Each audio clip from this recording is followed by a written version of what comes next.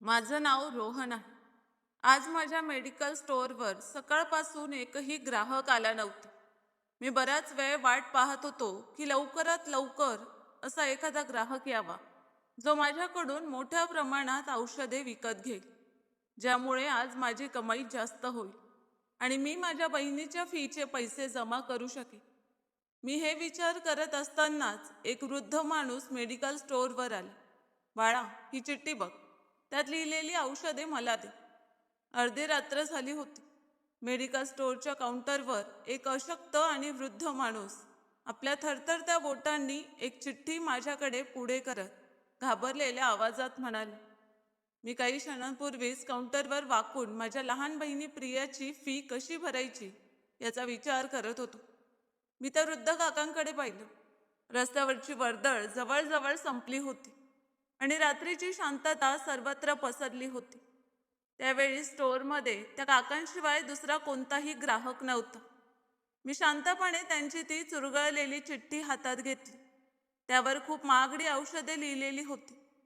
मला चांगलंच माहीत होतं की ही साधी औषधे नव्हती आणि ती प्रत्येक मेडिकल स्टोअरमध्ये सहज उपलब्धही नसतात. मी स्टोअरच्या काचेच्या कपाटातून काळजीपूर्वक ती सर्व औषधे काढून काउंटरवर ठेवली आणि माझ्या संगणकावर बिल तयार करून त्या वृद्ध काकांकडे पाहिलं. "काका, ही औषधे 5,000 रुपयांची आहे." मी शांत स्वरात त्यांना सांगितलं. त्या काकांच्या चेहऱ्यावर क्षणात चिंता आणि असहाय्यता उमटली. त्यांनी घाबरत आपल्या कपड्यांच्या खिशात हात घालून पैसे शोधायला सुरुवात केली. "बाळा, माझ्याकडे एवढे पैसे नाहीत.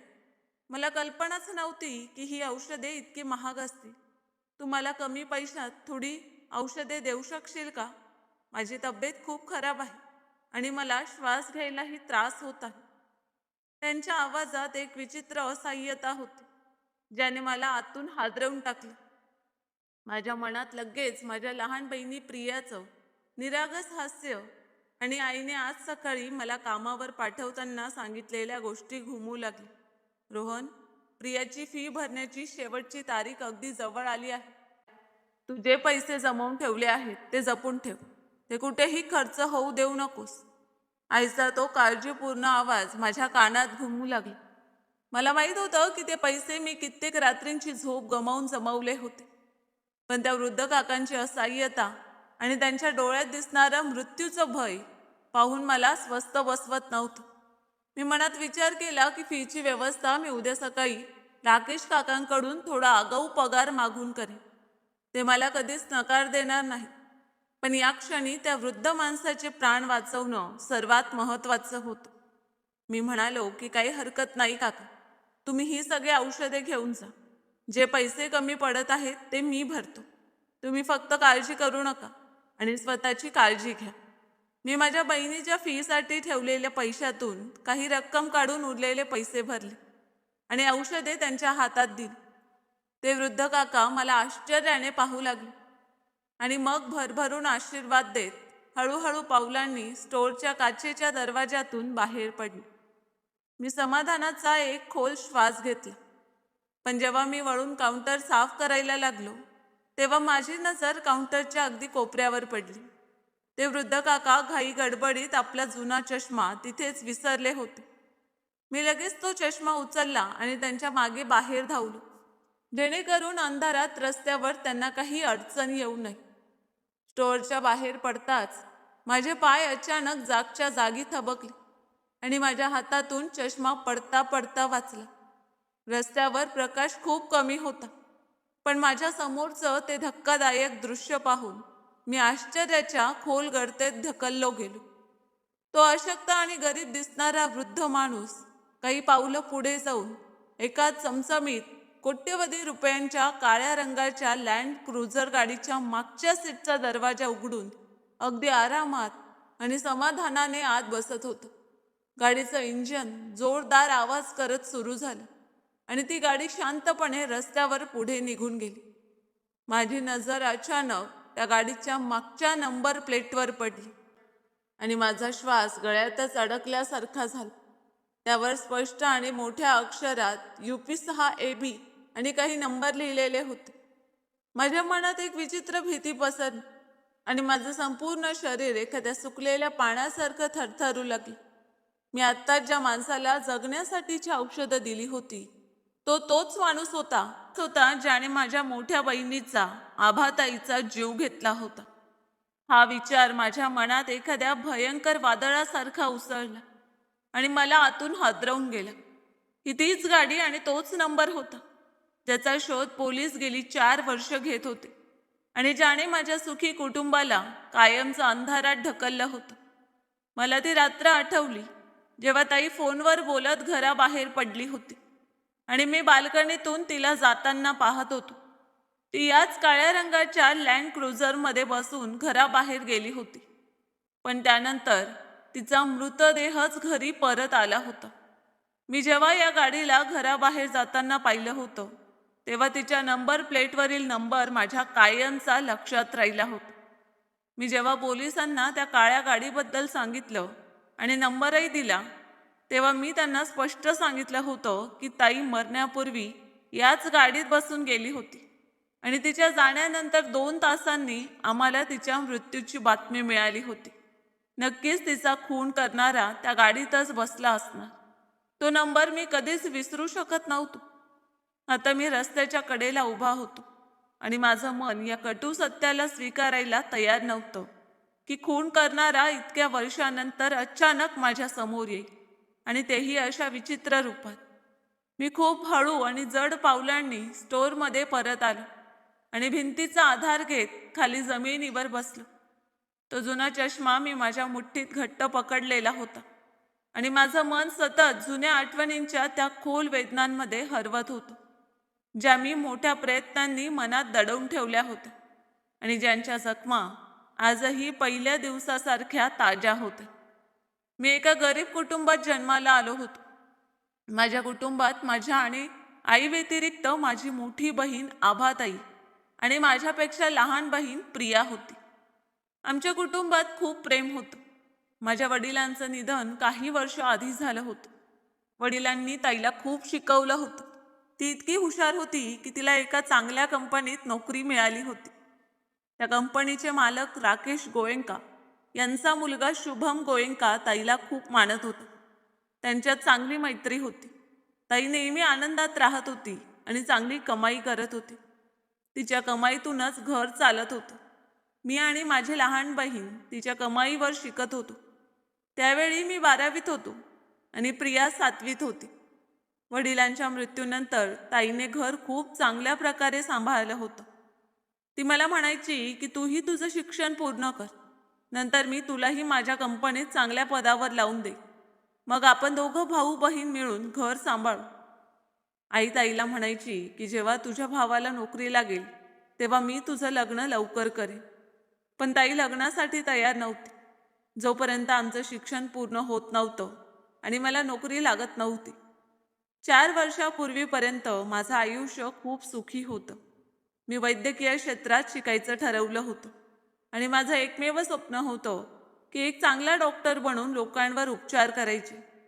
आमच्या छोट्याशा घरात ताई मुलगी असूनही पूर्ण कुटुंबाची जबाबदारी सांभाळत होती. ती गोयंका इंडस्ट्रीजमध्ये वरिष्ठ लेखापरीक्षक म्हणून काम करत होती आणि तिच्या प्रामाणिकपणा व तत्वनिष्ठ स्वभावामुळे सर्वजण तिचा आदर करत होते.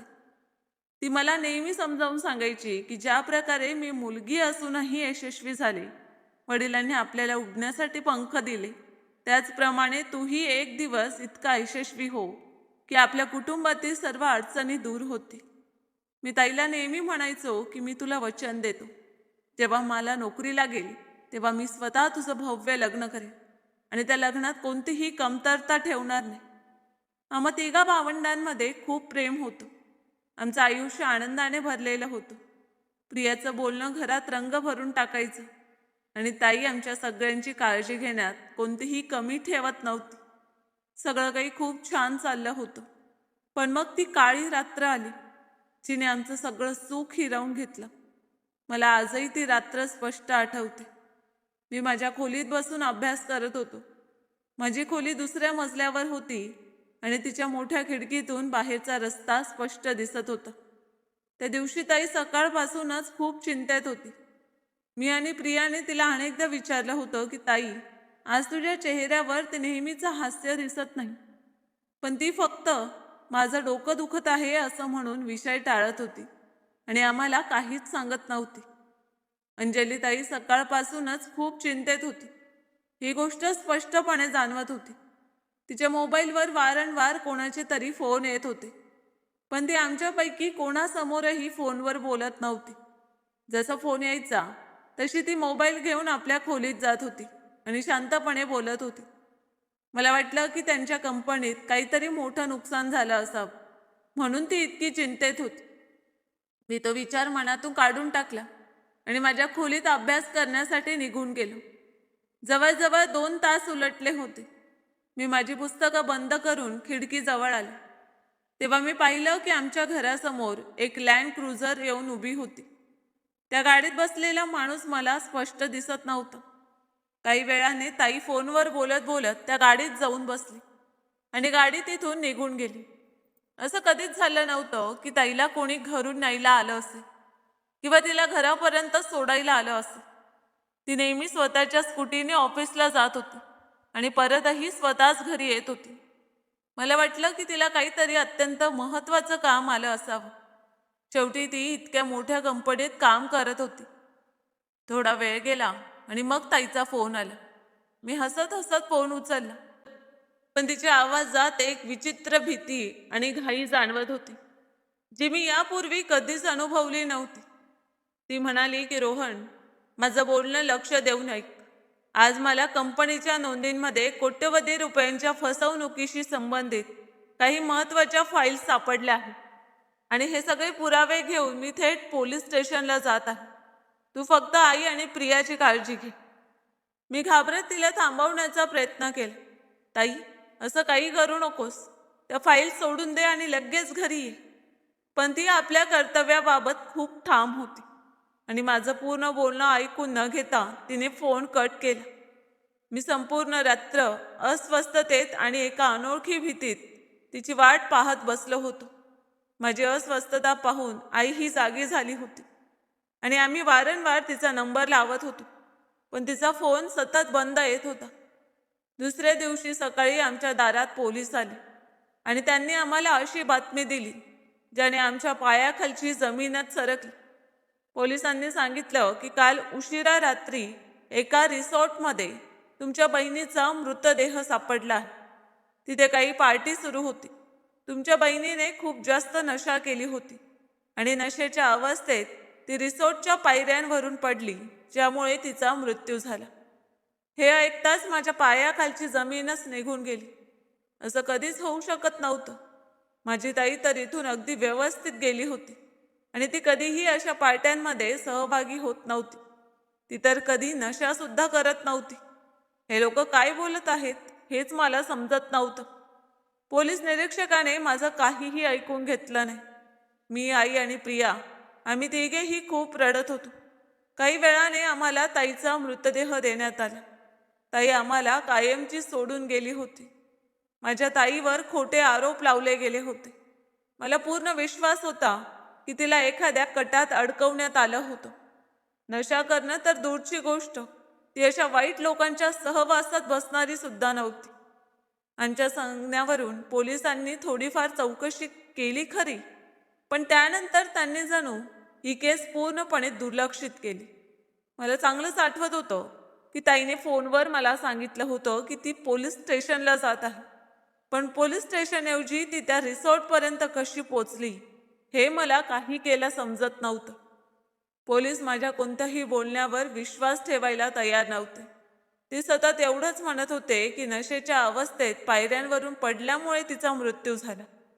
पण मी या गोष्टीवर अजिबात विश्वास ठेवत नव्हतो, कारण आम्ही जेव्हा ताईचा मृतदेह पाहिला होता तेव्हा तिचं संपूर्ण शरीर निळं पडलेलं होतं. मला पोलिसांना त्या गाडीबद्दल सांगायचं होतं, जी आमच्या घरासमोर आली होती, कारण मला हे अपघात नसून सरळ खून वाटत होता. पण पोलिसांनी माझ्या या बोलण्यावरही विश्वास ठेवला नाही आणि त्या गाडीचा शोध घेण्याचाही प्रयत्न केला नाही. काही दिवस पोलीस एवढंच सांगत राहिले की चौकशी सुरू आहे, पण नंतर अचानक काय झालं, कोणाचा दबाव आला आणि कोणती ताकद या प्रकरणात उतरली हे आम्हाला कधीच समजलं नाही. कारण पोलिसांनी अचानक या प्रकरणाला अपघाताचं स्वरूप देत ती केस कायमची बंद करून टाकली. आमच्या घरची परिस्थिती दिवसेंदिवस अधिकच बिकट होत चालली होती. ताई गेल्यानंतर घर खर्चावर खूप मोठा परिणाम झाला होता. काही महिने आम्ही कसाबसा संसार चालवला, पण आता घर चालवणं सुद्धा खूप कठीण होऊ लागलं होतं. परिस्थितीने मला इतकं मजबूर केलं की मला माझं वैद्यकीय शिक्षण अर्धवट सोडावं लागलं. कारण आता आजारी आई आणि लहान बहिणीची जबाबदारी माझ्यावर आली होती. मी नोकरीच्या शोधात अनेक महिने भटकत होतो, पण कुठेही आशेचा किरण दिसत नव्हता. घरात उपाशी राहण्याची वेळ आली होती आणि मला समजत नव्हतं की मी माझ्या कुटुंबाला या संकटातून बाहेर कसं काढू. मग आमच्या या कठीण आयुष्यात एक देवदूत आला, ज्याने आम्हाला आधार दिला. ते होते राकेश गोयंका, ताईचे मालक, जे खूप चांगले माणूस होते. ते ताईच्या प्रामाणिकपणाची नेहमीच प्रशंसा करत असत. ताईच्या मृत्यूनंतरही ते आमचं दुःख हलकं करण्यासाठी आमच्या घरी आले होते आणि ताईच्या मृत्यूमुळे त्यांनाही खूप दुःख झालं होतं.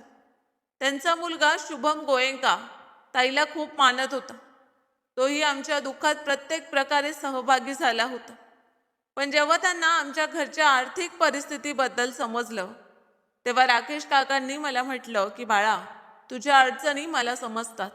तुझ्या ताईने नेहमी आमच्या कंपनीला यशाच्या उंचीवर नेलं. ती खूप चांगली आणि प्रामाणिक मुलगी होती. मी तिला माझ्या मुलीसारखंच मानत होतो. तू जाणतोसच की मी कितीही श्रीमंत असलो तरी गरजू लोकांची मदत करत असतो. मग तुला मदत का करू नये? तुला काळजी करण्याची गरज नाही. सांग, तुला कोणतं काम करायचं आहे? जे काम तुला जमतं त्याच कामावर मी तुला लावून देतो. मी त्यांना म्हटलं की मला वैद्यकीय क्षेत्रात शिकायचं होतं. मला डॉक्टर बनायचं होतं. त्यावर ते म्हणाले की बाळा, तू तुझं शिक्षण तुझ्या कमाईतून पुढे सुरू ठेवू शकतोस. पण त्याआधी त्यांनी मला त्यांच्या मोठ्या मेडिकल स्टोअरमध्ये चांगल्या पगाराची नोकरी दिली होती, ज्यामुळे घर खर्च आणि माझ्या बहिणीचं शिक्षण दोन्ही चालू राहील. मी अनेकदा विचार करत होतो की आज जर माझी ताई जिवंत असती आणि तिचं लग्न राकेश काकांच्या मुलगा शुभम सोबत झालं असतं, तर तिला आयुष्यात कधीच कोणतीही अडचण आली नसती. माझी ताई किती भाग्यवान होती की इतके चांगले माणूस तिचे सासरे झाले असते. शुभमशी माझी कधी कधी भेट होत असे. तो ताईची खूप आठवण काढायचा आणि तिच्या आठवणी सांगताना त्याच्या डोळ्यात पाणी यायचं. आम्ही सगळेच त्या बापलेकांना आमचा आधार मानत होतो, कारण आमच्या वाईट काळात देवाने त्यांनाच आमच्या मदतीसाठी पाठवलं होतं. मी रात्रंदिवस पूर्ण प्रामाणिकपणा आणि मेहनतीने स्टोअरवर काम करत होतो, जेणेकरून राकेश काकांचं नाव उंचावे आणि त्यांनी माझ्यावर ठेवलेल्या विश्वासावर मी पूर्ण उतरू शकेन. स्टोअरच्या थंड फरशीवर बसलेलो असताना मी अचानक माझ्या विचारांच्या खोल गर्तेतून बाहेर आलो. माझ्या हातात असलेला तो चष्मा मला पुन्हा वास्तवात घेऊन आला. माझ्या मनात राग, असहाय्यता आणि बदल्याची आग इतकी भडकली होती की ती आता नियंत्रित करणं माझ्यासाठी अशक्य होत चाललं होतं. तो वृद्ध माणूस कुठलाही साधा गरीब माणूस असू शकत नव्हता, जो इतक्या महागड्या गाडीत बसून गेला होता. त्याने जाणून बुजून माझ्याशी खोटं बोललं होतं. मी उठून उभा राहिलो आणि त्या चष्म्याकडे स्टोअरच्या तेजस्वी प्रकाशात बारकाईने पाहू लागलो. तो अतिशय उंच दर्जाचा चष्मा होता आणि त्याची फ्रेमही खूप महागडी वाटत होती. मी तो सर्व बाजूंनी उलटसुलट करून पाहत होतो, तेव्हा माझी नजर त्याच्या दांड्याच्या आतील भागावर पडली.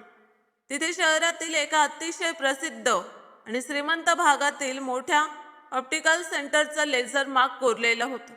त्याचबरोबर एक छोटासा क्रमांकही बारीक अक्षरात लिहिलेला होता. हे पाहताच माझ्या मनात आशेची एक मोठी ठिणगी पेटली. हा क्रमांक त्यांच्या दुकानाच्या नोंदींमध्ये नक्कीच असेल आणि हाच एकमेव धागा होता जो मला त्या वृद्ध आणि खुनी माणसापर्यंत पोहोचवू शकत होता. माझ्या मनात लगेच ताईच्या मालकांचा विचार आला की मी आत्ताच त्यांना फोन करून सगळं सत्य सांगावं. ते नक्कीच मला मदत करतील, कारण ते खूप प्रभावशाली आणि प्रामाणिक माणूस होते. पण पुढच्या क्षणी मी स्वतःला थांबवलं. रोहन, आता कोणालाही काही सांगू नकोस. मग तो मालक असो किंवा दुसरा कोणी. जर त्या खुन्याला थोडी सुद्धा चाहूल लागली की तू त्याच्या मागावर आहेस, तर तो कायमचा गायब होईल आणि तुझ्याकडून ही शेवटची संधीही निसटून जाईल. मी स्वतःच निर्णय घेतला. शिवाय राकेश काकांसारख्या चांगल्या माणसाला माझ्या वैयक्तिक बदल्याच्या आगीत ओढून त्यांना कोणत्याही संकटात टाकायचं मला नव्हतं. मी तो चष्मा खूप काळजीपूर्वक माझ्या खिशात ठेवला आणि मनाशी पक्का निर्धार केला की उद्या सकाळी ड्युटी संपल्यानंतर सर्वप्रथम त्या ऑप्टिकल सेंटरमध्ये जाईन आणि त्या क्रमांकाच्या आधारे त्या वृद्ध माणसाबद्दल सगळी माहिती मिळवी. यासाठी मला कोणतंही पाऊल उचलावं लागलं तरी मी मागे हटणार नव्हतो. रात्रीचा उरलेला वेळ मी अस्वस्थतेत घालवला. माझं मन फक्त सकाळ होण्याची वाट पाहत होतं, जेणेकरून ताईच्या खुनापर्यंत पोचण्याचा माझा पहिला आणि सर्वात महत्त्वाचा प्रवास सुरू होईल. सकाळची पहिली किरण खोलीत पडताच मी पटकन उठलो आणि तयार होऊ लागलो, कारण आजचा दिवस माझ्या आयुष्यातील सर्वात महत्त्वाचा दिवस ठरणार होता. मी खोलीबाहेर आलो तेव्हा आई स्वयंपाकघरात नाश्ता बनवत होती आणि प्रिया तिच्या शाळेच्या गणवेशात तयार बसली होती. दादा, तुझे डोळे इतके लाल का झाले आहे? तू काय रात्रभर झोपलाच नाहीस का? प्रियाने निरागसपणे माझ्याकडे पाहत विचारले. मी हसत म्हणालो की काही नाही ग, फक्त रात्री स्टोअरमध्ये काम जास्त होतं, त्यामुळे थोडा थकलो आहे. तू पटकन नाश्ता कर, नाहीतर शाळेला उशीर होईल. तेवढ्यात आईने स्वयंपाकघरातून हाक मारली. बाळा, लवकर ये, चहा घे. आणि प्रियाच्या फीचं काय झालं? आज शेवटची तारीख आहे ना? मी म्हणालो की आई, तू अजिबात काळजी करू नकोस. मी रात्रीच पैशांचा हिशोब करून ठेवला आहे आणि आज मी राकेश काकांकडून थोडा आगाऊ पगारही घे. ते मला कधीच नकार देणार नाही. तू फक्त माझ्या आणि प्रियाच्या यशासाठी प्रार्थना कर. मी आईला धीर दिला आणि पटकन चहाचा कप संपवून घराबाहेर पडलो. मला शक्य तितक्या लवकर त्या ऑप्टिकल सेंटरपर्यंत पोचायचं होतं, ज्याचं नाव आणि लेझर मार्क त्या चष्म्यावर कोरलेलं होतं. मी एक रिक्षा केली आणि शहराच्या श्रीमंत भागाकडे निघालो, जिथे मोठमोठे ब्रँड आणि आलिशान दुकाने होती. काही वेळानंतर मी त्या भव्य ऑप्टिकल सेंटर समोर उभा होतो. त्याचं काचेचं दार खूपच चमकत होतं. आतलं वातावरण एखाद्या पंचतारांकित हॉटेलपेक्षा कमी नव्हतं. मी एक खोल श्वास घेतला आणि दार ढकलून आत प्रवेश केला. समोर काउंटरवर एक विक्रेता उभा होता. त्याने मला साध्या कपड्यात पाहिलं आणि थोडा आश्चर्यचकित झाला. सर, मी तुमची कशी मदत करू शकतो? त्याने हलक्या स्मितासह विचारले. मी म्हणालो की सर, मला तुमच्याकडे एक अतिशय महत्त्वाचं काम आहे. खरं तर हा चष्मा काल रात्री कोणीतरी आमच्या मेडिकल स्टोअरमध्ये विसरून गेला आहे. त्यावर तुमच्या दुकानाचं लेझर मार्क आणि क्रमांक कोरलेला आहे. म्हणून मला वाटलं की तुम्ही तुमच्या नोंदींमधून याच्या मालकाचा पत्ता सांगू शकाल, जेणेकरून मी ही वस्तू त्यांच्यापर्यंत पोहोचवू शकेन. मी तो चष्मा खिशातून काढून काउंटरवर ठेवत शांत स्वरात म्हणालो. विक्रेत्याने तो चष्मा हातात घेतला, नीट उलट सुलट पाहिला आणि मग आपल्या संगणकावर काही माहिती टाकत म्हणाला की हा तर खूप महागडा चष्मा आहे आणि आमच्या नोंदीनुसार तो सुरेश नावाच्या व्यक्तीच्या नावावर नोंदवलेला आहे. मी लगेच विचारलं की हा सुरेश कोण आहे आणि त्याचा काही पत्ता किंवा फोन नंबर तुमच्याकडे नोंदवलेला आहे का? विक्रेत्याने माझ्याकडे थोड्या संशयाने पाहिलं. मग तो म्हणाला की आम्ही आमच्या ग्राहकांची वैयक्तिक माहिती अशा प्रकारे कोणालाही देत नाही. हे आमच्या नियमांच्या विरोधात आहे. मी म्हणालो की सर, कृपया माझं बोलणं समजून घ्या. ते खूप वृद्ध आणि आजारी माणूस आहे. त्यांना हृदयाचा त्रास आहे आणि ते काल रात्री त्यांच्या महागड्या औषधांसोबत हा चष्मासुद्धा आमच्या स्टोअरमध्ये विसरून गेले. मी थोडा गंभीर होत खोट्याचा आधार घेत त्याला माझ्या बोलण्यात गुंतवण्याचा प्रयत्न केला. माझं बोलणं ऐकून तो विक्रेता थोडा नरम पडला आणि त्याने पुन्हा संगणकाच्या पडद्याकडे पाहिलं. ठीक आहे, मी तुम्हाला सांगतो. खरं तर हा सुरेश काही मोठा माणूस नाही. तो शहरातील एका प्रसिद्ध उद्योगपतीचा वैयक्तिक चालक आहे आणि त्याच्या मालकानेच हा चष्मा आमच्या दुकानातून भेट म्हणून त्याला दिला होता. त्यामुळे नोंदीमध्ये त्याच्या मालकाच्या घराचा पत्ता नोंदवलेला आहे. असं म्हणत त्या विक्रेत्याने एका कागदावर पत्ता लिहिला आणि तो माझ्या हातात दिला. ड्रायव्हर, हे ऐकताच माझं मन पूर्णपणे हादरून गेलं. जर तो फाटके कपडे घातलेला, गरीब आणि आजारी दिसणारा वृद्ध माणूस खरंच एक चालक असेल, तर मग त्या लँड क्रुझरचा खरा मालक कोण होता, जो काल रात्री त्या चालकाला गाडीत बसवून घेऊन गेला होता? आणि एक चालक इतक्या महागड्या गाडीच्या मागच्या सीटवर का बसला होता? माझ्या मनात प्रश्नांचं भयंकर वादळ उठलं होतं. मी तो कागद त्या विक्रेत्याकडून घेतला आणि त्याचे आभार मानत दुकानाबाहेर पडले. त्या कागदावर लिहिलेला पत्ता देखील शहरातील अतिशय श्रीमंत आणि सुरक्षित भागातील होता. मी वेळ न दवडता लगेच दुसरी रिक्षा केली आणि त्या पत्त्याकडे निघालो. संपूर्ण रस्ताभर माझं हृदय जोरजोराने धडधडत होतं. माझ्या डोळ्यांसमोर सतत ताईचा हसरा चेहरा फिरत होता, ज्याची आठवण मला नेहमीच धैर्य देत असे. काही वेळानंतर रिक्षा एका शांत रस्त्यावर येऊन थांबली. मी रिक्षा चालकाला पैसे दिले आणि पायीच त्या पत्त्याचा शोध घ्यायला लागलो. काही पावलं चालल्यानंतर मला समोर एक मोठा बंगला दिसला. मी आजूबाजूला नजर टाकली. संपूर्ण गल्ली शांत होती आणि कोणीही ये-जा करताना दिसत नव्हतं. मी सावधपणे चालत त्या बंगल्याच्या उंच भिंतीजवळ असलेल्या एका मोठ्या झाडामागे जाऊन लपलो आणि आत काय सुरू आहे हे पाहण्याचा प्रयत्न करू लागलो. मुख्य गेट थोडंसं उघडं होतं आणि आतला मोठा पोर्च स्पष्ट दिसत होता. माझी नजर पोर्चमध्ये उभ्या असलेल्या त्या काळ्या गाडीवर पडली आणि माझा श्वास पुन्हा एकदा थांबला. ही तीच लँड क्रुझर होती, अगदी तीच, जिचं चमकणारं शरीर आणि नंबर प्लेट आता दिवसाच्या प्रकाशात माझ्या समोर उभं होतं. पण माझ्या धक्क्याची सीमा तेव्हा संपली जेव्हा मी पाहिलं की तोच सुरेश, जो काल रात्री आजारी आणि गरीब माणसाचा अभिनय करत माझ्या स्टोअरवर आला होता, तो आता स्वच्छ चालकाच्या गणवेशात त्या काळ्या लँड क्रुझरला काळजीपूर्वक धुत होता. तो कुठलाही आजारी किंवा असह्य माणूस वाटत नव्हता, जसा तो काल रात्री माझ्या समोर बनून आला होता. त्याने माझ्या सहानुभूतीचा निर्दयीपणे फायदा घेतला होता. मी शांतपणे तिथे उभा राहून हे सगळं पाहत राहिलो.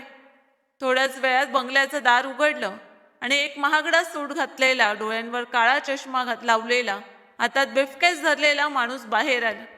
त्याच्या चालण्यात आणि वागण्यात एक वेगळाच रुबाब होता. मी त्याचा चेहरा नीट पाहण्यासाठी थोडा पुढे झुकलो, पण ज्या क्षणी माझी नजर त्याच्या चेहऱ्यावर पडली त्या क्षणी माझ्या पायाखालची जमीनच सरकली. मी तिथे झाडाच्या खोडाला टेकून खाली बसलो. माझं संपूर्ण शरीर थरथरत होतं. होय, मला असं वाटत होतं की जणू कोणीतरी माझ्या डोक्यावर जोरात हातोडा मारला होता. तो कुठलाही अनोळखी माणूस नव्हता, ते राकेश काका होते. तेच राकेश काका ज्यांनी आमच्या वाईट काळात आम्हाला आधार दिला होता. तेच त्या बंगल्याचे आणि त्या काळ्या लँड क्रुझरचे खरे मालक होते. त्यांनी कठोर आणि अधिकारपूर्ण आवाजात म्हटलं की लवकर कर, मला उशीर होत आहे. तुला माहीत आहे ना की आज माझी महत्त्वाची बैठक आहे. आज तू गाडी साफ करण्यात इतका वेळ का घालवतो आहेस? हा तोच आवाज होता जो मी ओळखत होतो, पण त्यांच्या बोलण्यात त्या मृदुत्व आणि सहानुभूती नव्हती जिथे आमच्या समोर दाखवत असत. हो सर, फक्त 2 मिनिट, सुरेश घाबरलेल्या आवाजात म्हणाला आणि घाईघाईने गाडी पुसू लागली. राकेश काकांनी काळजीपूर्वक ब्रीफकेस गाडीत ठेवली आणि स्वतः मागच्या सीटवर जाऊन बसले. सुरेश चालकाच्या सीटवर बसला आणि काही क्षणातच ती गाडी बंगल्याबाहेर निघून गेली. मी तिथेच भिंतीला टेकून खाली बसलो होतो.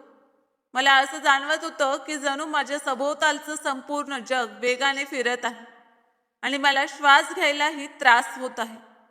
माझ्या मनात भूतकाळातील सगळे तुकडे वेगाने एकमेकांशी जोडले जाऊ लागले आणि एक भयंकर सत्य माझ्या समोर उभं राहिले, ज्याने माझ्या आत्म्याला जखमी करून टाकले. कदाचित त्यांचा मुलगा शुभमही यात सहभागी असेल का? हा विचार मनात येताच मी स्वतःलाच म्हणालो की नाही, तो तर ताईवर खूप प्रेम करत होता. मी विचार करत होतो की शुभमला याबद्दल सगळं सांगावं का, पण मी अजून कोणालाही काही सांगायचं ठरवलं नव्हतं. आधी मला त्या चालकाला पकडायचं होतं. ताईने मला फोनवर स्पष्ट सांगितलं होतं की ती पुरावे घेऊन पोलीस स्टेशनला जात आहे आणि त्यानंतर तिच्या मृत्यूची बातमी आली होती. खरं काय होतं हे फक्त देवच जाणत होतं. मी सर्व सत्य जाणून घेण्याचा निर्धार केला होता. या माणसाने आम्हाला उपकार आणि खोट्या सहानुभूतीच्या ओझ्याखाली दाबून ठेवलं होतं, जेणेकरून तो सतत आमच्यावर लक्ष ठेवू शकेल आणि मी कधीही माझ्या बहिणीच्या खुन्यांपर्यंत पोहोचू शकणार नाही. मी पोलिसांकडे जाण्याची हिंमत सुद्धा केली नव्हती. मला नोकरी देणं हेही एक भयानक जाळं होतं, ज्यात मी गेली 4 वर्ष आनंदाने अडकलेलं होतो. माझ्या डोळ्यातून अश्रू वाहू लागले. ते फक्त दुःखाचे नव्हते, ते विश्वासघात आणि धक्क्याचे अश्रू होते. मी बराच वेळ तिथेच असह्यपणे बसून रडत राहील. पण जसजसा वेळ पुढे जात होता तसतसं माझं दुःख हळूहळू रागाच्या ज्वालांमध्ये बदलत होतं.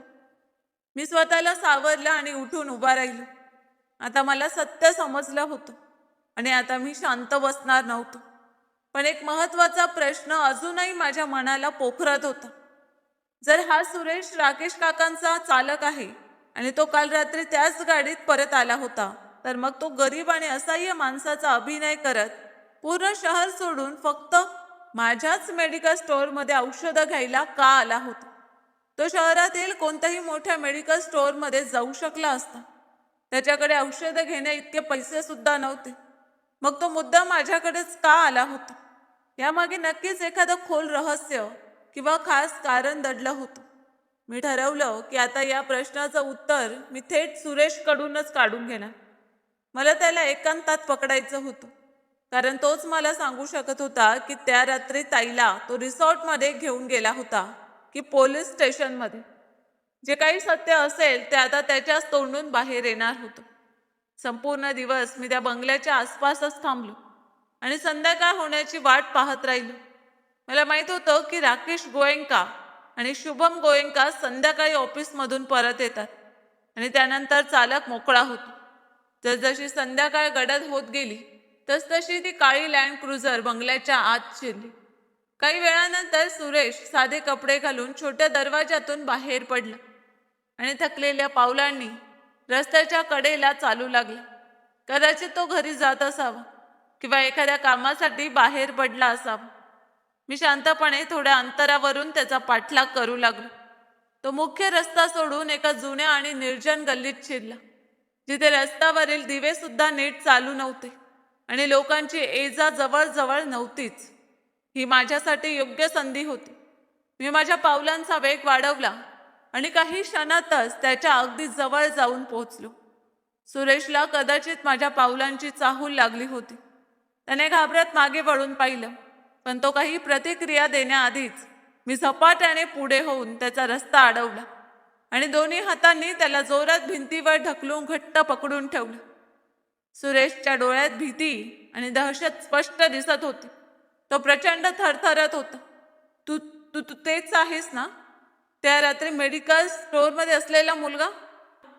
तुला माझ्याकडून काय हवं आहे? मला सोड. त्याचा आवाज भीतीने थरथरत होता. मी त्याच्या डोळ्यात डोळे रोखून पाहिले. त्या क्षणी माझ्या डोळ्यात गेल्या 4 वर्षांचा राग, तिरस्कार आणि बदल्याची धग पेटलेली होती.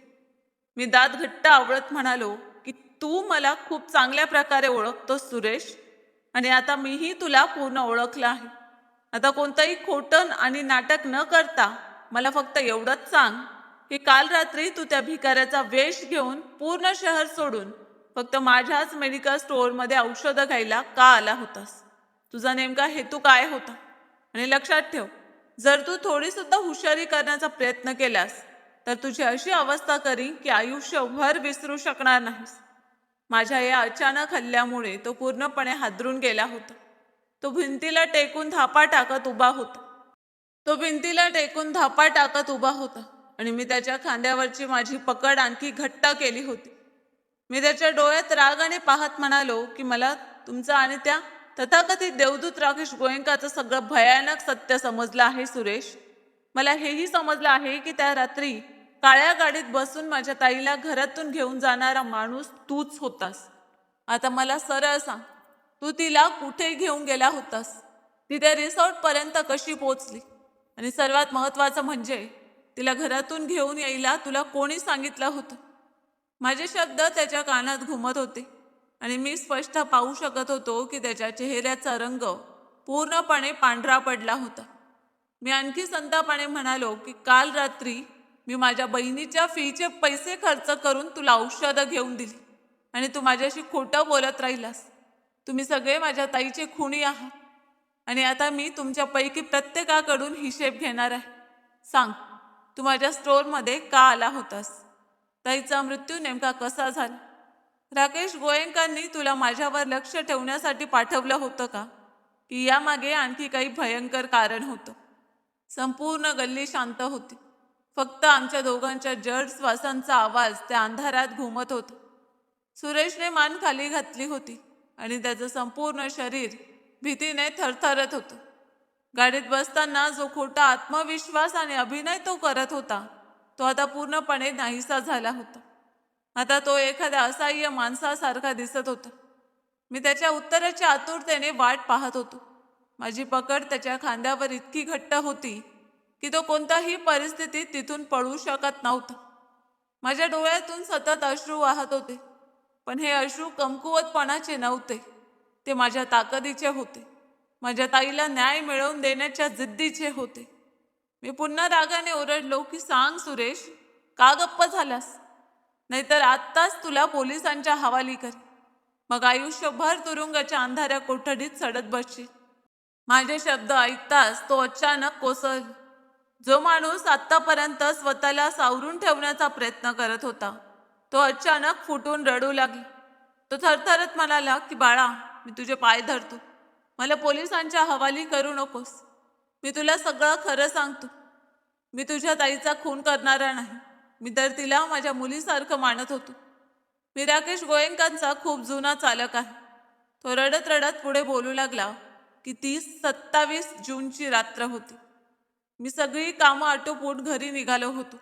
तेवढ्या छोट्या मालकांचा फोन आला. त्याने मला सांगितलं की जा आणि आभाताईंना त्यांच्या घरातून घेऊन ये. मी शुभम साहेबांना सांगितलं की छोटे मालक, मी तर अर्ध्या रस्त्यापर्यंत पोचलो आहे आणि गाडीसुद्धा पोर्चमध्ये लावली आहे. पण त्यांनी खूप रागाने उत्तर दिलं की जे सांगितलं आहे ते कर. तुला सकाळपासून संध्याकाळपर्यंत पगार उगाच दिला जात नाही. जा आणि आभाताईंना घेऊन सिव्हिल एरियातील रिसॉर्टमध्ये घेऊन ये. त्या जर पोलीस स्टेशनबद्दल विचारतील तर सांग की आपण पोलीस स्टेशनला जात आहोत आणि रस्त्यात त्यांनी काही बोललं तरी त्यांचं काही ऐकू नकोस. फक्त गाडी वेगाने चालव आणि त्यांना थेट रिसॉर्टपर्यंत घेऊन ये. सुरेशचे डोळे अपराधीपणाने भरले होते. तो पुढे म्हणाला की छोट्या मालकांचं बोलणं ऐकून मी घाबरलो होतो. मला तेव्हा जाणवलं होतं की यात काहीतरी चुकीचं आहे. पण मी त्यांच्या आदेशाविरुद्ध जाऊ शकलो नाही. मी त्यांच्या सांगण्यावरून तुमच्या घराजवळ गेलो आणि आबाताईंना गाडीत बसवलं. त्यानंतर मी त्यांना थेट छोट्या मालकांच्या रिसॉर्टमध्ये घेऊन गेलो. रिसॉर्टमध्ये पोहोचल्यानंतर त्या संतापाने मला विचारू लागल्या की मला इथे का आणलं आहे. मी तर सांगितलं होतं की आपण पोलीस स्टेशनला जात आहोत. रस्त्यातूनच त्यांनी तुला फोन करून सांगितलं होतं की त्या पोलीस स्टेशनला जात आहे आणि त्यावेळी त्या माझ्याच गाडीत बसलेल्या होत्या. तिथे गाडीचा आवाज ऐकताच छोटे मालक आणि मोठे मालक दोघेही बाहेर आले. त्यांनी आबाताईशी काही वेळ बोलणं केलं आणि मग मला हाताने इशारा करून तिथून जाण्यास सांगितलं. पण मला काहीच नीट वाटत नव्हतं. आबाताई खूप चांगली मुलगी होती. मला सतत भीती वाटत होती की कदाचित तिच्यासोबत काहीतरी वाईट तर घडणार नाही ना. माझा घरी जाण्याचा वेळ खूप झाला होता, पण तरीही माझं तिथून जाण्याचं मन होत नव्हतं. मी ठरवलं की मला इथेच थांबून पाहायला हवं की हे लोक नेमकं काय करत आहेत. कारण ते लोक अशा प्रकारे कधी रिसॉर्टमध्ये येत नसत आणि त्या रिसॉर्टचा वापर बहुतेक वेळा फक्त पार्ट्यांसाठीच केला जायचा. ते तिथे आत गेल्यानंतर मी बाहेरच्या खिडक्यातून आत डोकावून पाहण्याचा प्रयत्न करू लागलो. बराच वेळ मला काहीच दिसलं नाही. पण थोड्या वेळाने एक खिडकी थोडीशी उघडली गेली आणि त्यानंतर आतलं सगळं दृश्य माझ्या डोळ्यांसमोर आलं. छोटे मालक आबाताईंशी काही महत्त्वाच्या फाईल्सबद्दल बोलत होते. ते तिला सांगत होते की तू अशा प्रकारे थेट पोलीस स्टेशनची गोष्ट करायला नको होती. त्यांचं बोलणं ऐकून आबाताईंना राग आला आणि ती म्हणाली की म्हणजे तुम्ही माझ्याशी फसवणूक केली आहे.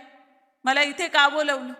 तुम्ही तर सांगितलं होतं की तुम्ही थेट पोलीस स्टेशनला पोहोचत आहात आणि मलाही तिथे बोलावत आहात. हे ऐकून छोटे मालक भयानकपणे हसू लागले. पण लगेच त्याने चेहऱ्यावर खोटं मृदू हसू आणलं आणि म्हणाले की अगं, तू इतकी का घाबरतेस? मला माझ्या वडिलांचं खरं रूप समजलं आहे. ते हा व्यवसाय चुकीच्या पद्धतीने चालवत आहे. मला माहीत आहे की ते गरिबांशी अन्याय करत आहेत आणि त्यांचा हक्क हिसकावून घेत आहेत. पण तू मला हे सत्य सांगून खूप चांगलं काम केलंस. मी इतक्या लवकर माझ्या वडिलांचं सत्य जगासमोर आणू शकत नाही. तू काळजी करू नकोस. तू आधी शांत हो. आपण आत्ता नाही तर उद्या सकाळी आरामात पोलीस स्टेशनला जाऊ आणि मग माझे वडील लवकरच तुरुंगाच्या मागे असतील. त्यानंतर आपली कंपनी प्रामाणिकपणे चालेल आणि गरिबांवर अन्याय होणार नाही. त्यांचं हे बोलणं ऐकून आभाताई थोडी शांत झाली होती. मग छोट्या मालकांनी एका नोकराला इशारा केला आणि तो लगेच एक ज्यूसचा ग्लास घेऊन आला. शुभम साहेब म्हणाले की हा ज्यूस पी आणि स्वतःला शांत कर.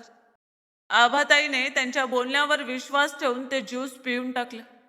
मला अजूनही समजत नव्हतं की नेमकं काय सुरू आहे, कारण मला पूर्ण सत्य माहीत नव्हतं. मी फक्त दूर उभा राहून हे सगळं पाहत होतो. पण काही वेळानंतर त्या ज्यूसचा परिणाम दिसू लागला. आभाताईंची तब्येत अचानक बिघडू लागली. त्यांना घाबरल्यासारखं झालं आणि अचानक त्यांना उलटी झाली. त्या तडफडू लागल्या आणि हातपाय मारू लागल्या. मला त्यांना वाचवायचं होतं, पण त्या क्षणी शुभम साहेबांचं खरं रूप माझ्या समोर आलं. त्यांनी आभाताईंना वाचवण्याऐवजी तिचा गळा दोन्ही हातांनी घट्ट पकडला आणि संतापाने म्हणू लागले की खूप मोठी आली होती, माझ्या बापाला तुरुंगात पाठवणारी. आता तू संपलीस. मी तुझ्यावर प्रेम करत होतो, पण आता मला तुझा तिरस्कार वाटतो. मी आणि माझ्या वडिलांनी इतकी प्रतिष्ठा आणि प्रसिद्धी सहज मिळवलेली नाही. खूप लोकांची घरं उद्ध्वस्त केली आहेत. खूप लोकांचा हक्क हिरावून घेतला आहे. कोणताही माणूस इतक्या सहज श्रीमंत होत नाही. त्यासाठी काही ना काही चुकीचं काम करावंच लागतं. तेव्हाच माणूस यशाच्या शिखरावर पोचतो. तो पुढे संतापाने म्हणाला की तुला काय वाटत होतं? तू आमच्या कंपनीचं सत्य जगासमोर आणशील आणि आम्ही शांत बसू?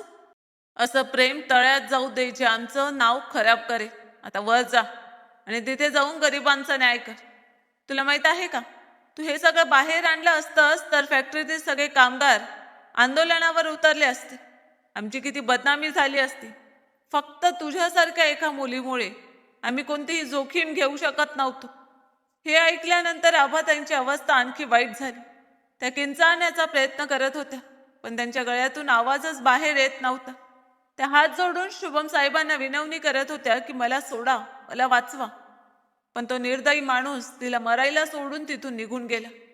मी हे सगळं माझ्या डोळ्यांसमोर पाहत होतो आणि काहीच करू शकत नव्हतो. यात माझाही तितकाच दोष आहे, कारण मला त्या लोकांच्या बोलण्यावर विश्वास ठेवायला नको होता. मीच स्वतः आबाताईंना तिथे घेऊन गेलो होतो. मला माहीत नव्हतं की ते लोक तिच्यासोबत इतकं भयानक करतील. त्या ज्यूसमध्ये विष मिसळलेलं होतं. ते शरीरात गेल्यानंतर विष हळूहळू पसरलं आणि अवघ्या अर्ध्या तासात आभाताईंचा मृत्यू झाला. मी काहीच करू शकलो नाही. अपराधीपणाच्या ओझ्याखाली मी पूर्णपणे दबून गेलो होतो. पण तिथून जाण्यापूर्वी माझ्याकडे एक महत्त्वाचा पुरावा आला. रिसॉर्टच्या बाहेरच्या हॉलमध्ये एक कॅमेरा लावलेला होता आणि त्यांनी तिथे उभं राहून हे सगळं केलं होतं. तेव्हा मला आठवलं की ही संपूर्ण घटना त्या कॅमेऱ्यात नक्की रेकॉर्ड झाली असेल. मी नोकरांपासून लपून वरच्या खोलीत गेलो, जिथे संगणक ठेवलेला होता. तिथून मी घाईघाईने त्या कॅमेऱ्याचं संपूर्ण रेकॉर्डिंग एका USB मध्ये जतन केलं. तो USB आजही माझ्याकडे सुरक्षित आहे. मी तो पुरावा म्हणून जपून ठेवला. मी दुसऱ्याच दिवशी आभाताईंच्या कुटुंबाला भेटायला जाणार होतो आणि त्यांना हा पुरावा दाखवणार होतो. पण मालकांना ही गोष्ट समजली की रिसॉर्टमधल्या संगणकातून कोणीतरी कॅमेऱ्याची रेकॉर्डिंग चोरली आहे. त्यानंतर ते लोक पूर्णपणे सावध झाले. त्यांनी प्रत्येकावर लक्ष ठेवायला सुरुवात केली. घरातील नोकर, रिसॉर्टमधले कर्मचारी आणि माझ्यासह सर्व चालकांवर त्यांना संशय आला होता. त्यांनी सगळ्यांवर नजर ठेवण्यासाठी माणसं लावली होती. मी थेट तुमच्याकडे येऊ शकत नव्हतो. जर आलो असतो तर कदाचित लगेच पकडला गेलो असतो.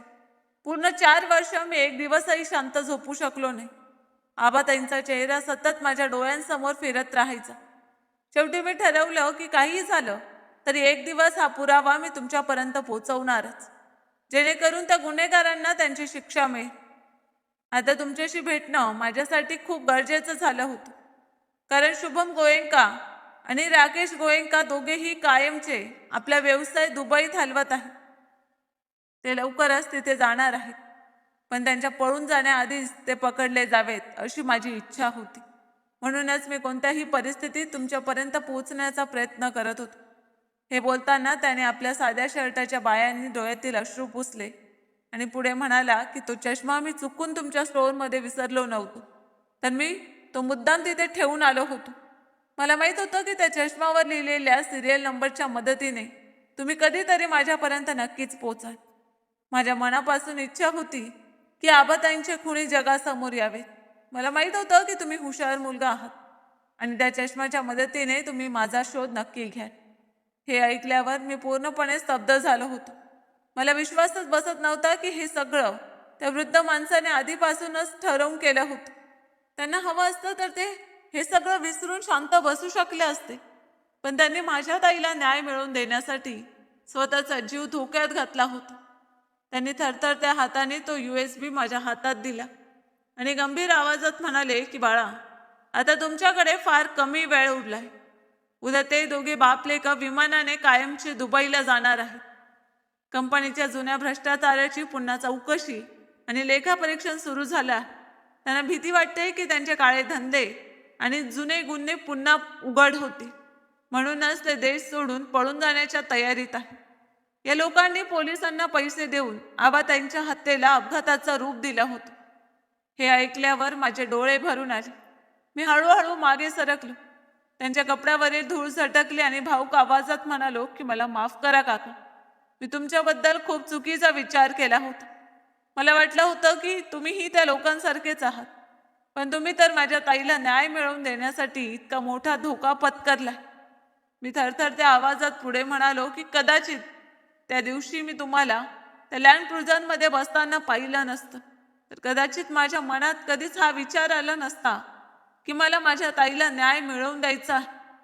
त्यांनी गंभीर आवाजात म्हटलं की बाळा, आता तू लवकर जा. हा पुरावा शक्य तितक्या लवकर कायद्याच्या हवाली कर. तुझ्याकडे ठोस पुरावा असेल तर पोलीस सुद्धा तुला खोटं ठरवू शकणार नाही. माझ्या हृदयातून जणू रक्ताचे अश्रू वाहत होते. मी तिथून घाईघाईने घरी पोचलो आणि खोलीत जाऊन तो USB माझ्या लॅपटॉपला जोडला. स्क्रीनवर जे दृश्य दिसलं ते पाहून माझ्या अंगावर काटा आला.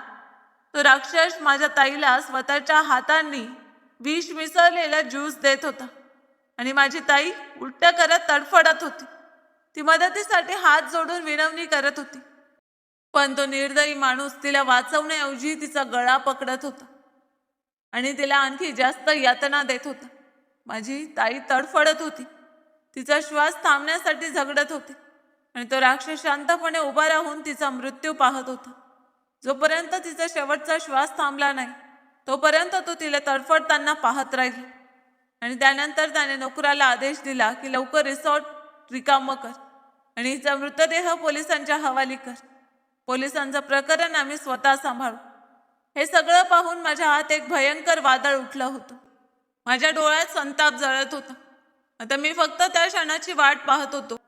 दुसऱ्या दिवशी मी मेडिकल स्टोअरमध्ये बसलो होतो, पण माझं कोणत्याही कामात लक्ष लागत नव्हतं. ग्राहक काय बोलत होते हेही मला नीट ऐकू येत नव्हतं. मी कोणालाही व्यवस्थित औषधं देऊ शकत नव्हतो. माझं मन आतून पूर्णपणे तुटलं होतं. दुपारची वेळ होती. तेवढ्यात शुभम गोयंकांची ती ओळखीची चमकदार काळी लँड क्रुझर स्टोअर बाहेर येऊन थांबली. तो पुन्हा एकदा खोट्या सहानुभूतीचा मुखवटा घालून माझ्या समोर उभा राहण्यासाठी आला होता. तो स्टोअरच्या काचेच्या दरवाजातून आत आला. त्याने महागडा सूट घातला होता. माझ्या समोर येऊन तो नेहमीसारखा हसत माझ्याशी हस्तांदोलन करत म्हणाला की कसा आहेस रोहन. खरं तर पप्पांनी मला इथे पाठवला. मी तुला सांगायला आलोय की मी आणि पप्पा काही दिवसांसाठी एका महत्त्वाच्या व्यावसायिक दौऱ्यावर दुबईला जात आहोत. तो पुढे खोट्या प्रेमाने म्हणाला की तू दुकानाची, तुझ्या अभ्यासाची आणि स्वतःची काळजी घे. मला तुझ्यावर खूप प्रेम आहे. तुला माहित आहे ना, तुझ्यात मला माझी आभा दिसते. तीही तुझ्यासारखी समजूतदार आणि प्रामाणिक होती. तुला कधी कोणत्याही गोष्टीची गरज पडली तर आम्हाला नक्की फोन कर. तू माझ्यासाठी माझ्या सख्या भावासारखा आहेस. शुभम नेहमीप्रमाणे गोड आणि बनावटी आवाजात बोलत होता, पण त्याचं ते खोटं प्रेम आणि सहानुभूती पाहून मला आतून प्रचंड घृणा येत होती. माझं मन होत होतं की त्या क्षणी त्याचा गळा दाबून टाकावा, पण मी स्वतःवर नियंत्रण ठेवलं. मी चेहऱ्यावर शांत हास्य आणलं आणि त्याच्याकडे पाहत म्हणालो की तुम्ही अजिबात काळजी करू नका आणि राकेश काकांनाही सांगा की मी स्वतःची व्यवस्थित काळजी घेईन. मी काही क्षण थांबलो आणि मग खोल अर्थपूर्ण आवाजात पुढे म्हणालो की आता तर सगळं सांभाळण्याची आणि जुने हिशेब चुकते करण्याची वेळ आली आहे. हे बोलून मी हळूहळू चालत मेडिकल स्टोअरच्या मुख्य दरवाजाकडे गेले.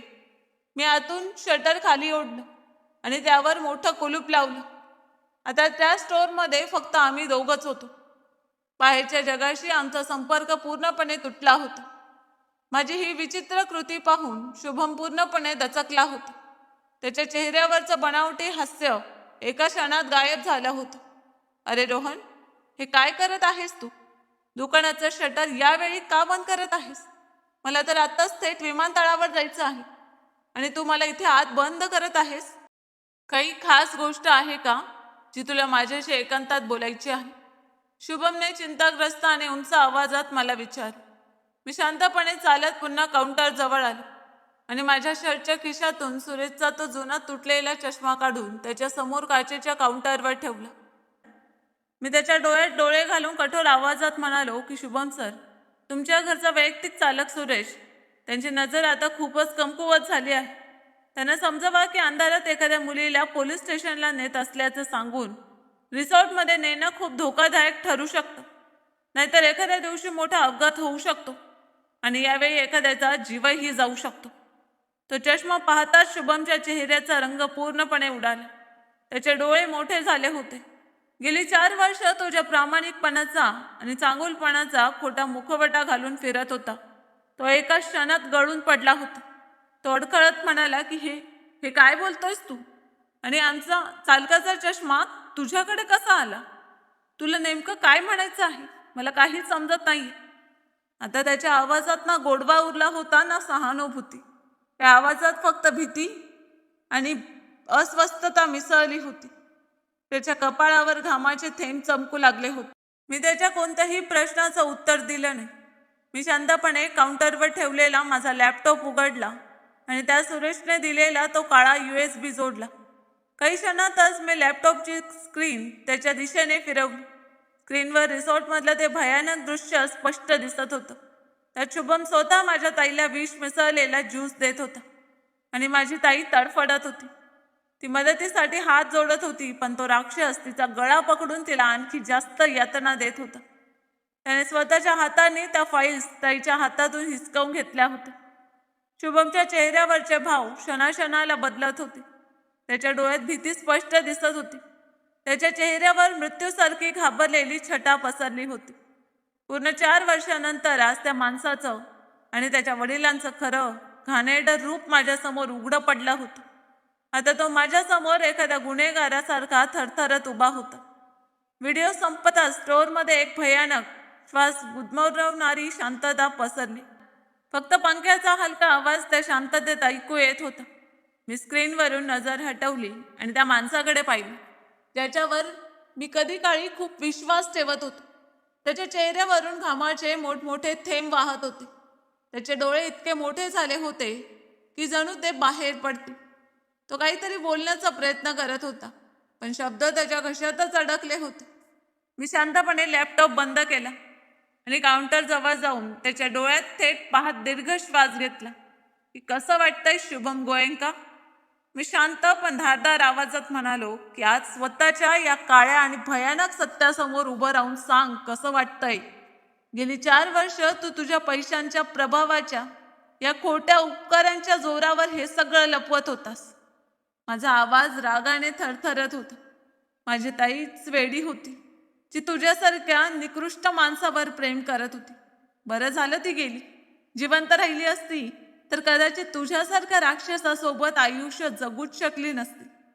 मी संतापाने पुढे म्हणालो, आणि तुझे ते वडील जे आमच्यासमोर देवदूत बनून फिरत होते, तेही तुझ्यासारखेच राक्षस आहेत. या रेकॉर्डिंगमध्ये तुमच्या दोघांचे सगळे काळे कृत्य कैद झाले आहे. मी तुम्हा दोघांना कधीच सोडणार नाही. शुभम आतापर्यंत पूर्णपणे हादरलेला उभा होता, पण अचानक त्याच्या चेहऱ्यावरील भाव बदलू लागले. त्याच्या चेहऱ्यावरची भीती हळूहळू एका विचित्र भयानक हास्यात बदलू लागली. त्याने मान मागे टाकली आणि जोरात हसू लागले. त्याचं ते हास्य ऐकताच मी सावध झालो. तो हसत हसत म्हणाला की होय, माझ्या वडिलांनी तुझ्या ताईला मारायची योजना आखली होती आणि त्या योजनेची अंमलबजावणी मी केली. तो माझ्याकडे रोखून पाहत पुढे म्हणाला की हे सगळं आम्ही दोघांनी मिळून केलं होतं. आम्हाला तुझ्या ताईला कायमचं रस्त्यातून हटवायचं होतं. तो थंड आवाजात बोलत राहिला की असं नाही की मला तिच्यावर प्रेम नव्हतं. मला तिच्यावर खूप प्रेम होतं. मी तिला माझ्या आयुष्यात सामील करण्यासाठी तयारही होतो.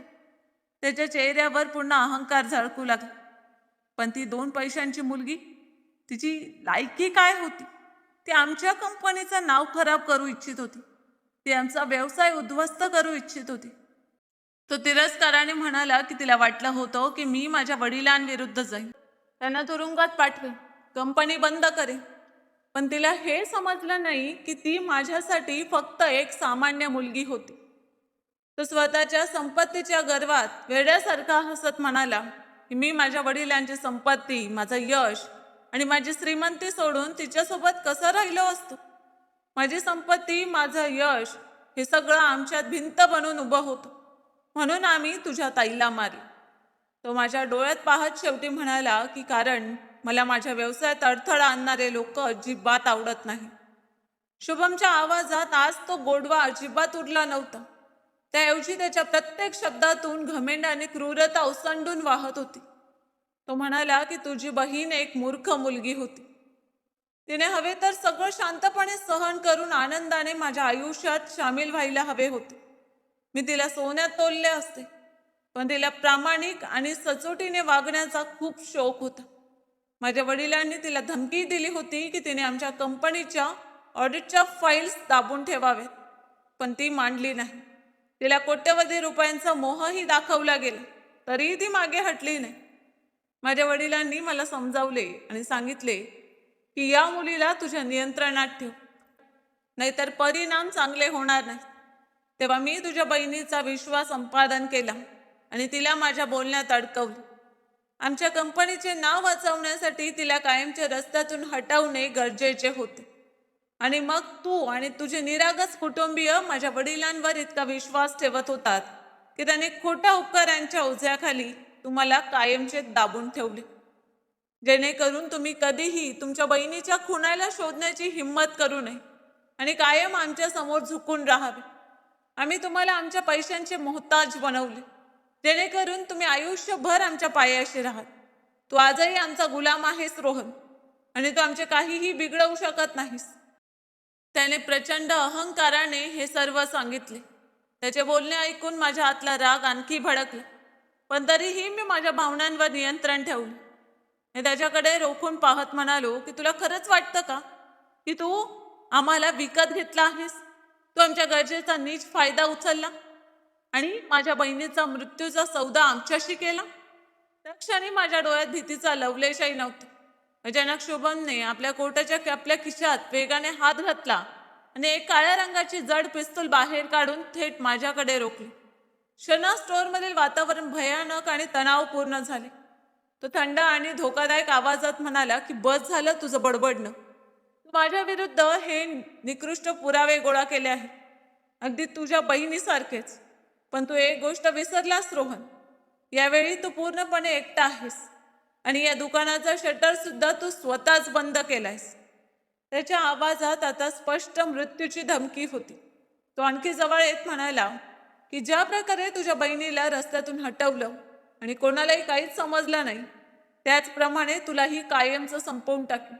कोणालाही तुझा मृतदेह सुद्धा सापडणार नाही. हे पुरावे माझ्यासोबत दुबईला जातील आणि तू इथे या बंद दुकानात कायमचा संपशील. तुला वाचवायला कोणीही येणार नाही. मी त्याचा हा अंदाज पाहून अजिबात घाबरलो नव्हतो. उलट त्याच्या हातातील ते शस्त्र पाहून माझ्या चेहऱ्यावर एक शांतता आणि समाधानाने भरलेला स्मित उमटले. मी तिथेच उभा राहून मोठ्याने हसू लागलो. माझ्या त्या अनपेक्षित वागण्याने शुभम पूर्णपणे गोंधळून गेला होता. तो चिडून म्हणाला की मृत्यू समोर दिसत असताना तू माझ्यावर हसतोयस? मी त्याच्या डोळ्यात डोळे घालून शांत स्वरात म्हणालो की भीती त्या माणसाला वाटते ज्याच्याकडे गमावण्यासारखे काहीतरी उरलेले असते. तुला काय वाटतं? ज्या भावाने 4 वर्ष आपल्या बहिणीचं मृत्यूचं ओझं छातीत घेऊन जगला आहे, तो आज इतक्या शक्तिशाली माणसासमोर पूर्ण एकटा येऊन उभा राहील? मी एक पाऊल पुढे टाकत म्हणालो, खरं तर तू तुझ्या संपत्तीच्या आणि अहंकाराच्या नशेत इतका आंधळा झाला आहेस की तुला तुझ्या भोवती विणलेलं जाळं सुद्धा दिसत नाही. आज तुझा हा अहंकार तुटणार आहे आणि तू व तुझे वडील जे खोट्या देवदूताचे रूप घेऊन फिरत होतात, तेही आज जगासमोर उघडे पडणार आहे. मी माझा आवाज आणखी बुलंद केला. आणि मेडिकल स्टोअरच्या मागच्या बाजूला असलेल्या अंधाऱ्या गोदामाच्या बंद दरवाजाकडे इशारा केला. माझे बोलणे पूर्ण होण्याआधीच त्या गोदामाचा दरवाजा जोरात उघडला आणि त्यातून पोलीस निरीक्षक आपल्या संपूर्ण पथकासह वेगाने बाहेर आले. क्षणात त्यांनी शुभमला चारही बाजूंनी घेतले. त्या पोलिसांच्या मागे सुरेश मान खाली घालून शांतपणे उभा होता. सुरेश आणि पोलिसांना एकत्र पाहताच शुभमच्या हातातून ती जड पिस्तूल आपोआप खाली पडली आणि तिचा आवाज संपूर्ण स्टोअरमध्ये घुमला. पोलीस इथे कसे आले? शुभम घाबरून ओरडला. हे तुझेच काम आहे ना सुरेश? त्याचा आवाज आता पूर्णपणे थरथरत होता आणि त्याच्या चेहऱ्याचा रंग पिवळा पडला होता. मी शांतपणे म्हणालो की काल रात्रीच मी निरीक्षक साहेबांना संपूर्ण सत्य आणि त्या कॅमेऱ्याची रेकॉर्डिंग दिली होती, जेणेकरून ते तुमच्या विरुद्ध पक्का अटक वॉरंट घेऊन येऊ शकतील. आणि राहिली सुरेशची गोष्ट, तर त्या रात्री माझ्या दिदींसोबत जे काही घडलं ते सर्व सुरेशने स्वतःच्या डोळ्यांनी पाहिलं आहे. सुरेश त्या खुनाचा प्रत्यक्ष साक्षीदार आहे. त्यानेच मला सत्यापर्यंत पोचायला मदत केली. निरीक्षक साहेब पुढे आले आणि त्याने शुभमच्या हातात हातकड्या घातल्या, ज्याचा तो खरा हकदार होता. निरीक्षकांनी त्याच्याकडे तिरस्काराने पाहत म्हटले की आम्ही तुम्हाला शहरातील सर्वात आदरणीय लोक समजत होतो, पण तुम्ही तर राक्षस निघाला. आता तुमचं आणि तुमच्या वडिलांचं उरलेलं आयुष्य तुरुंगाच्या अंधाऱ्या कोठडीतच जाणार आहे. ते पुढे म्हणाले की आणि तुम्हाला हे ऐकून धक्का बसेल की तुमच्या वडिलांनाही अटक करण्यात आली आहे. आता तुम्हा दोघांना तुरुंगात बसून तुमची कंपनी वाचवण्याचे स्वप्न पाहावे लागेल. पोलीस त्याला अपमानास्पद पद्धतीने ओढत बाहेर घेऊन गेले. ज्या क्षणी पोलीस त्याला घेऊन बाहेर पडले त्या क्षणी सुरेश रडत माझ्या समोर आला आणि म्हणाला की आज माझ्या मनाला खऱ्या अर्थाने शांतता मिळाली आहे. आज कदाचित मी अनेक वर्षानंतर शांत झोप घेऊ शकेन. मी पुढे होत त्याच्या खांद्यावर हात ठेवला आणि म्हणालो की तुम्ही माझ्या दिदींना आपल्या मुलीसारखं म्हणले. तुम्ही खूप मोठं धैर्य आणि समजूतदारपणा दाखवला. तुम्ही मला जी मदत केली त्यासाठी मी आयुष्यभर तुमचा ऋणी राहीन. आता तुम्हाला पोलिसांसोबत जाऊन त्या रात्री तुम्ही स्वतःच्या डोळ्यांनी जे काही पाहिलं ते सगळं सत्य त्यांना सांगावं लागेल. त्याने होकर अर्थी मान हलवत मला वचन दिलं आणि म्हणाला की मी न्यायालयात सर्व काही खरं खरं सांगेन आणि आभा मॅडमांना न्याय मिळवून देईल. त्या क्षणी माझ्याही मनावर एक वेगळी शांतता पसरली होती. जेव्हा आईला आणि माझी लहान बहीण प्रियाला ही बातमी समजली तेव्हा त्यांच्या डोळ्यातही आनंद अश्रू दाटून आले. आबा दिदींना अखेर न्याय मिळाला होता. सर्व पुरावे न्यायालयात सादर करण्यात आले होते. सुरेशनेही त्या रात्री स्वतःच्या डोळ्यांनी जे काही पाहिलं होतं ते सगळं सत्य न्यायालयात सांगितलं. दोन्ही बाप लेकांना तुरुंगवासाची शिक्षा सुनावण्यात आली. रिसॉर्टमधील नोकरांचे ही जबाब नोंदवण्यात आले. तो रिसॉर्ट कायमचा सील करण्यात आला आणि त्या पोलीस अधिकाऱ्यांनाही अटक करण्यात आली ज्यांनी पूर्वी या प्रकरणात निष्काळजीपणा केला होता आणि राकेश गोयंकांकडून पैसे घेऊन गुन्हेगारांची साथ दिली होती. मी डॉक्टर बनू शकलो नाही, पण माझ्या दिदींना न्याय मिळवून दिल्याचं समाधान माझ्यासाठी कोणत्याही मोठ्या यशापेक्षा कमी नव्हतं. आजही मी त्या मेडिकल स्टोअरवर काम करतो आणि शांत आयुष्य जगतो. माझ्याकडे खूप संपत्ती नाही, पण माझ्याकडे माझी आई आणि माझी लहान बहीण प्रिया आहे. त्यांच्याकडे पाहून मला जगण्याची हिंमत मिळते आणि मी दिवस रात्र त्यांच्यासाठी मेहनत करत राहतो. मी आजही माझ्या दिदींना खूप आठवतो आणि त्यांच्यासारखा प्रामाणिक आणि निडर माणूस बनण्याचा प्रयत्न करतो. तर मित्रांनो, कशी वाटली कथा कमेंट करून नक्कीच सांगा. आणि कथा आवडली असेल तर व्हिडिओला लाईक करा, शेअर करा आणि चॅनलवर नवीन असाल तर चॅनलला सबस्क्राईब करायला विसरू नका. धन्यवाद.